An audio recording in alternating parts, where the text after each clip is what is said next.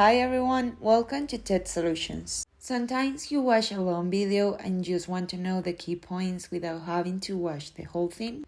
Well, in this video I'm going to show you how you can ask ChatGPT to give you a summary of a YouTube video. And the best part is that it's very simple. So first we're going to open ChatGPT, and as you can see here I already have my video. It's 14 minutes long. So now in ChatGPT what we're going to do is we're going to write down, can you summarize this video for me? The title is, in my case, the title of my video is Where Does Money Come From? And as you can see, it is giving me the summary of that video. Sometimes it's not going to work like this. It's going to ask you for the link of the video, so you just have to go to the YouTube page and copy the link of the video.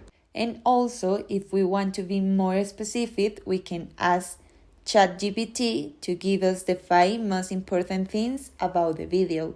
As I told you at the beginning, it is a very useful tool since you will not have to watch the full video. ChatGPT is going to help you to know what it is about, give you the most important points, and also you can try to ask other questions about the video. So now you can go and try it. I hope you like this video. See you in the next one. Bye!